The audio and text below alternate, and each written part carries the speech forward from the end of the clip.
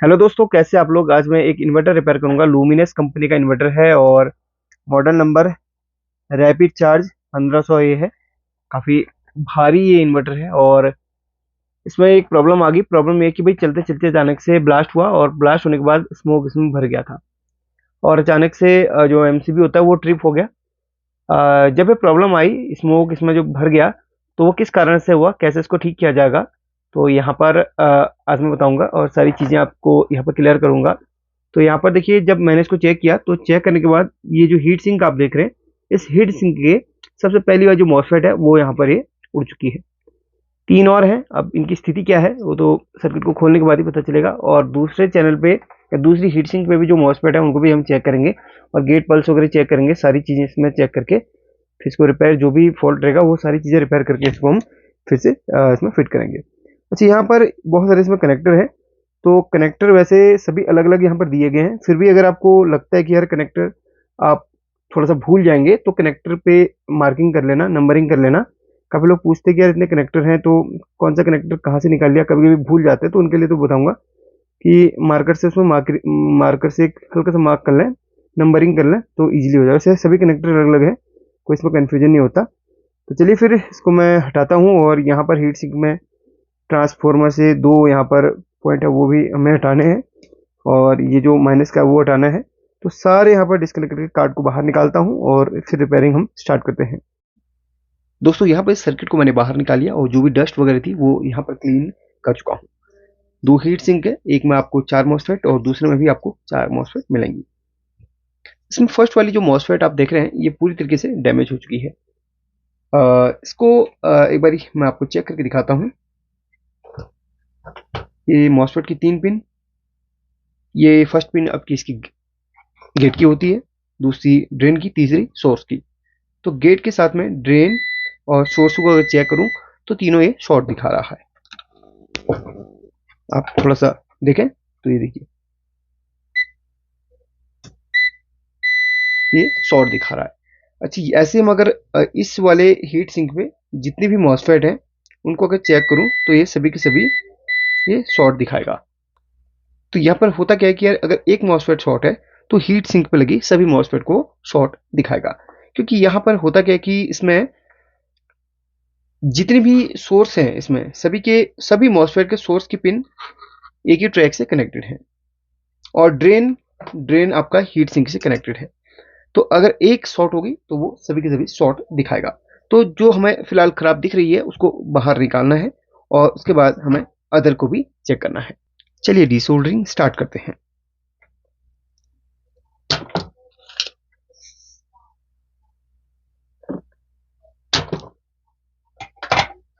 इसको यहां से मैं डिस्कनेक्ट कर चुका हूं। अब यहां पर मैं चेक करूंगा अदर मॉसफेट को। जो खराब थी वो तो मैं निकाल चुका हूं, अब हम अदर्स को भी चेक करेंगे।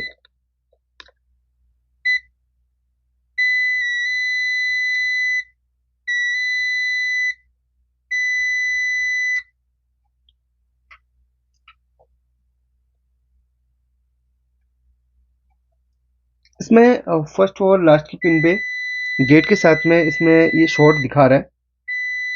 मे बी जेनर डाट को भी मैं डिस्कनेक्ट करूंगा, ये प्रोटेक्शन के लिए इस पर लगी हुई रहती है। तो ऐसा हो सकता है कि ये शॉर्ट हुई हो। एक बार इसको डिस्कनेक्ट फिलहाल कर लिया मैंने। अभी फिलहाल इसमें ये देखिए शॉर्टिंग पूरी जा चुकी है।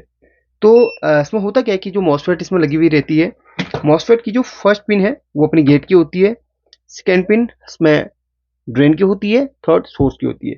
फर्स्ट पिन पे आपको रेजिस्टेंस मिलेगी 15 ओम्स की, 15 आर।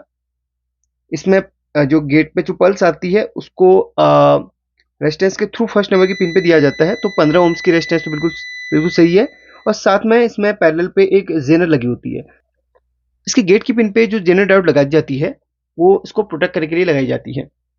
अगर यहाँ पर जेनर डायोड को नहीं लगाएंगे तो होगा क्या कि यहाँ से जो ओवर वोल्टेज है, मॉसफेट शॉर्ट होने के बाद गेट से वो वोल्टेज ट्रांजिस्टर से होते हुए, जो ट्रांजिस्टर वहाँ पर स्विचिंग के लगाए गए हैं उनसे होते हुए मेन आपकी माइक्रो कंट्रोलर आईसी पर पहुंचती है और वो खराब हो जाती है। तो उसको प्रोटेक्ट करने के लिए यहाँ पर जेनर लगाई जाती है। जेनर शॉर्ट हो जाएगी तो हो गया डायरेक्ट, आपका जो घर पे एमसीबी होगा, फ्यूज होगा, वो ट्रिप हो जाएगा। इसलिए जेनर डायोड लगाई जाती है। जेनर डायोड जैसे मैंने डिस्कनेक्ट करी तो आप देख सकते हैं डिस्कनेक्ट करने के बाद ये बिल्कुल शॉर्टिंग चली गई है। अगर मैं इस जेनर को थोड़ा सा अलग करके यहाँ पर किनारे रख के अगर दिखाऊं तो ये देखिए ये जेनर यहाँ पर शॉर्ट दिखाएगी। ठीक है, बाकी बिल्कुल ओके है। ये देखिए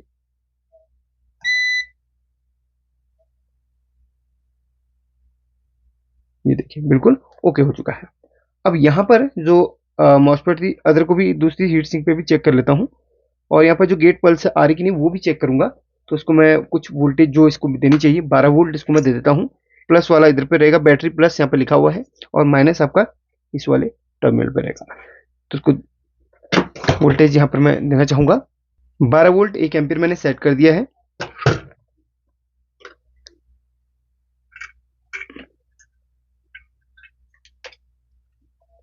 ये बैटरी का प्लस और ये माइनस, कुछ इस तरीके से मैं इसको रख लेता हूं और फर्स्ट पिन पे मैं चेक करूंगा ये प्लस वाला कहीं अदर टच ना हो, बिल्कुल ध्यान दीजिएगा, बिल्कुल सेफ्टी के साथ काम करना है। वोल्टेज इसको दे दिया है। इसमें वोल्टेज देने के बाद इसमें जो पावर का पिन है वो मैं शॉर्ट कर लेता हूं। दोस्तों यहाँ पर मैंने इसमें पावर का स्विच कनेक्ट कर दिया है, बट स्विच को प्रेस करने पर कोई भी यहाँ पर रिस्पॉन्स नहीं मिल रहा है। इसमें हमें चेक करना पड़ेगा कि जो वोल्टेज है वो कहीं ना कहीं से मिस हो रही है, यहाँ तक नहीं पहुंच पा रही है। तो चलिए चेक करते हैं। सबसे पहले इसको मैं डिस्कनेक्ट पहले आपको दिखा देता हूँ मैं इसमें 12 वोल्ट दिया हूँ कि नहीं। ये अपना माइनस है और ये प्लस है, तो देखिए 12 वोल्ट है बट स्विच पे कोई भी रिस्पॉन्स नहीं है। चलिए चेक करते हैं। अब पहले हम माइनस को ट्रैक करेंगे। माइनस पे जो यहाँ पर ये फ्यूज लगे हुए हैं, फ्यूज को चेक करेंगे। फ्यूज को चेक करने के लिए बजर मोड पे आपको चेक करना रहेगा। ये तीन इसमें फ्यूज लगे हुए 40 एम्पियर के, तो तीनों फ्यूज को वैसे पैरेलल पे ही है तो एक को भी चेक करोगे चल जाएगा। तो फ्यूज बिल्कुल ओके है। फ्यूज के बाद अपना यहाँ से अपना ट्रैक जा रहा है ये यहाँ पर, इसके बाद यहाँ से यहाँ ये सभी मॉसफेट के सोर्स से कनेक्ट है। ये माइनस यहाँ से यहाँ कनेक्ट हो, ये भी ठीक है बिल्कुल। यहाँ तक तो माइनस पहुंच रहा है। अभी प्लस की बारी है, तो प्लस का पॉइंट ये है, यानी कि ये है प्लस का अपना जो पॉइंट है वो हम ट्रैक करेंगे यहाँ पर। यहाँ से डायोड इधर, इधर से यहाँ से एक रेजिस्टेंस यहाँ पे लगी हुई है। अगर आपको ट्रैक करना नहीं आता है तो थोड़ा सा मैं समझा देता हूँ, वीडियो में कुछ चीज़ें आपको बता देता हूँ। माइनस का मैं आपको फिर से बता दूँ, यहाँ से माइनस है, ये फ्यूज लगे हुए बीच में जो 40 एम्पियर के होते हैं। यहाँ पर 40 नंबर जो लिखे होते हैं वो एम्पियर कहलाते हैं। तो यहाँ से यहाँ तक बिल्कुल कंटिन्यूटी ओके है। यहाँ से जो ट्रैक जा रहा है यहाँ पर, यहाँ से यहाँ तक एक कंपोनेंट लगा हुआ है, मे बी वो संट है, हाँ एसएच लिखा हुआ है, एसएच मीन्स संट रजिस्टर।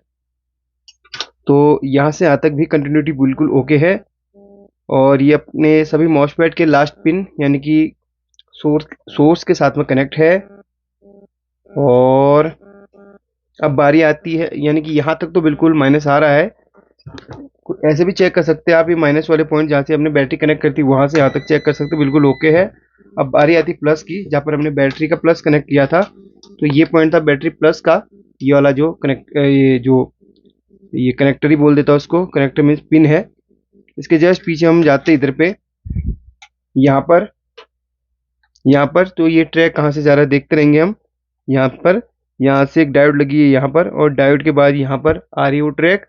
यहाँ से यहाँ तक एक कंपोनेंट लगा हुआ है, वो कंपोनेंट देख लेते हैं।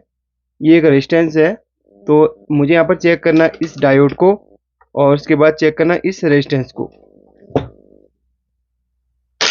डायोड को चेक कर लेता हूँ सबसे पहले। डायोड एक तरफ से वैल्यू देगा, एक तरफ से नहीं देगा। हाँ अच्छा, ये दोनों तरफ से अगर वैल्यू दे रहा है तो चिंता मत कीजिए, कुछ देर ये देगा फिर हट जाएगा, क्योंकि इसके आगे एक कैपेसिटर लगा हुआ है ना, तो वो चार्ज होता है तब तक ये वैल्यू दिखाता है। तो असली में वैल्यू जो आती है ये बस ये स्टेबल रहनी चाहिए वैल्यू। वैसे डायोड शॉर्ट सीरीज में शॉर्ट नहीं होता है, पैरेलल पे शॉर्ट होता है। सीरीज में लगाओ तो इसमें हमें ज़्यादा टेंशन नहीं लेनी है। इसके आगे जस्ट एक रेजिस्टेंस लगा हुआ है, रेजिस्टेंस को चेक कर लेते हैं। तो रेजिस्टेंस को हम रेजिस्टेंस मोड में चेक करते तो बेटर है।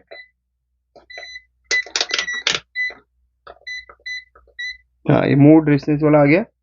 चेक करते हैं इसे हम। 8.5 किलो ओम्स ये रेजिस्टेंस की वैल्यू दिखा रहा है, बट इतना तो नहीं दिखाना चाहिए। इसको जस्ट हम पलट देते हैं तो ये रेजिस्टेंस लगा हुआ है। हल्का सा इसका ये देखिए कुछ उतरा हुआ है। तो इसकी वैल्यू यहाँ पर brown black golden golden, brown black golden, brown black golden golden का जो यहाँ पर निकल के आ रहा है 1 ओम्स, ये 1 ओम्स की रेजिस्टेंस है। बट इसका जो वैल्यू आप देख रहे हैं 8 पॉइंट कितना दिखा रहा है, 5 किलो ओम्स दिखा रहा है। इसी रेजिस्टेंस में यहाँ पर प्रॉब्लम है। अभी कंफर्म हो जाएगा। ये हो गया, ये प्लस हमने कनेक्ट कर दिया, पावर चालू कर दिया है। और इस रेजिस्टेंस को मैं शॉर्ट करता हूँ। देखिए शॉर्ट करते ही पावर चालू हो गया है, बिल्कुल ओके। देखिए जैसे मैं डिस्कनेक्ट इसको हटा देता हूँ तो क्या होगा, अपना ऑफ हो जा रहा है। तो इस रेजिस्टेंस में ये रेजिस्टेंस भी ओपन हो चुकी है। तो इस रेजिस्टेंस को हम चेंज करेंगे, साथ में मॉसफेट जो उतरा होता वो चेंज करेंगे। पहले रेजिस्टेंस चेंज करने के बाद सभी मॉसफेट की गेट की पिन पे चेक करूंगा वोल्टेज प्रॉपर बन रही है या फिर नहीं। क्योंकि जब तक अपनी मॉसफेट पर गेट पे के कोई वोल्टेज नहीं आएगी, कोई पल्स नहीं आएगी, तो सभी मॉसफेट चालू नहीं होंगी। ठीक है, तो वो भी चेक करनी। पहले हमारा काम है इस सर्किट को ऑन करना। ऑन करने के लिए इस रेजिस्टेंस को चेंज करना पड़ेगा। 1 ओम्स की रेजिस्टेंस यहाँ पर लगनी है। अच्छा, यहाँ पर आपको अगर 1 ओम्स की ना मिले तो 2.2 ओम्स की लगा सकते हैं। मेरे पास अभी वही अवेलेबल है, तो वो भी आप लगा सकते हैं।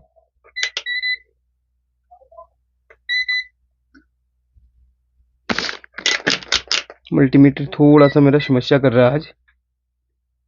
ये देखिए 1.5 ओम्स यानी कि वैसे 2.2 ओम्स की है, तो 1.5 ये दिखा रहा है। देखो 1.8 ओम। तो इसी को हम यहाँ पर माउंट कर देंगे।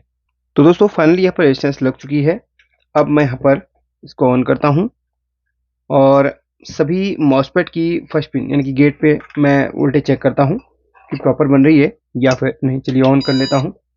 ये ऑन हो चुका है और अभी मॉसफेट में मुझे गेट पे सभी में वोल्टेज चेक करनी रहेगी।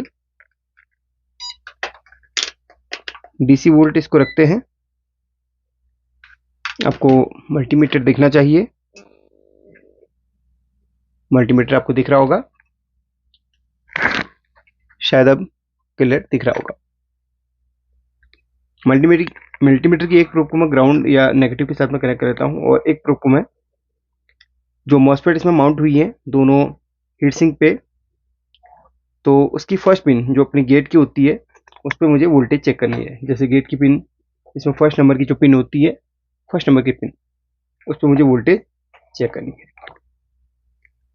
सभी में वोल्टेज बननी चाहिए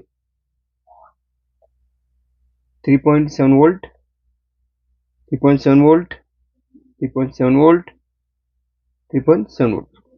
इसमें चेक कर लेता हूँ 3.7 वोल्ट, 3.7 वोल्ट, 3.7 वोल्ट, 3.7 वोल्ट। अपना जो इन्वर्टर है वो बिल्कुल ओके हो चुका है। किसी भी मॉसफेट में जो गेट वोल्टेज मिसिंग नहीं है, सब में बिल्कुल ओके है। अगर मैं डीएसओ से चेक करूं तो डीएसओ को मैंने सेट कर लिया है। अब चलिए आपको मैं दिखाता हूं, एक सेकेंड।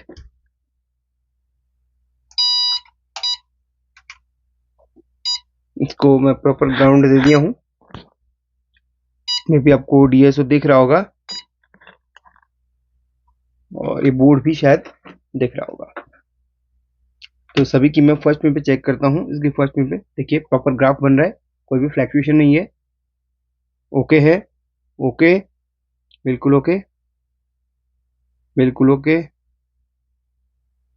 सभी में आप फ्रीक्वेंसी भी देख सकते हैं, 50 हर्ट्ज की फ्रीक्वेंसी इसमें भी बन रही है। फ्रीक्वेंसी भी आप चेक कर सकते हैं, इसमें भी देखिए same frequency, same graph, no problem, बिल्कुल ओके है।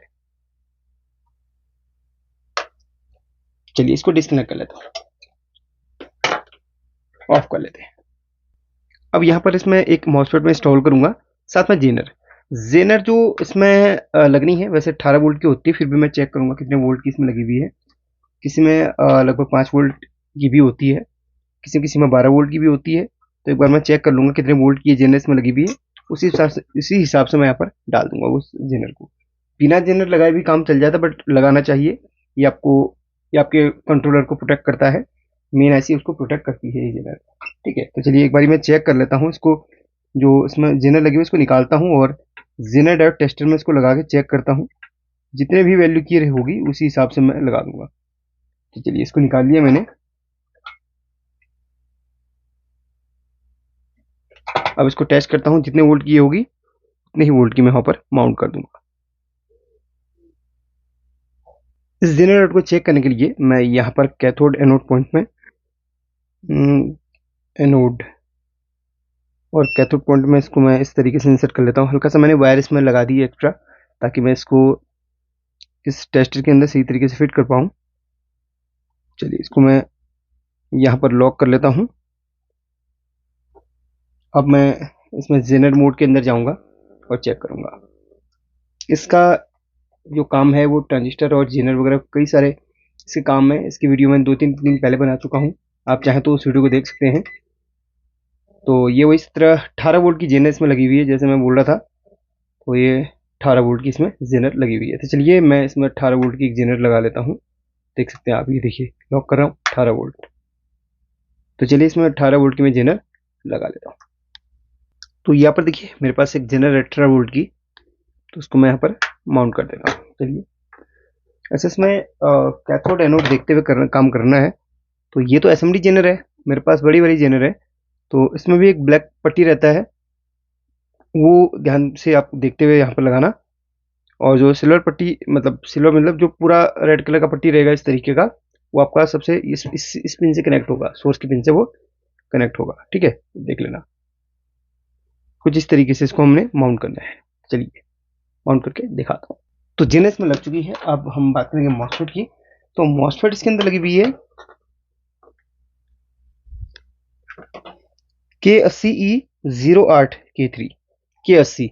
तो चलिए K80 नंबर की एक मॉसफेट हम लेके आते हैं और लगाते हैं।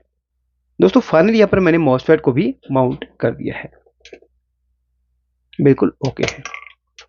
तो इस तरीके से हम जो फॉल्ट है वो इजीली निकाल सकते हैं।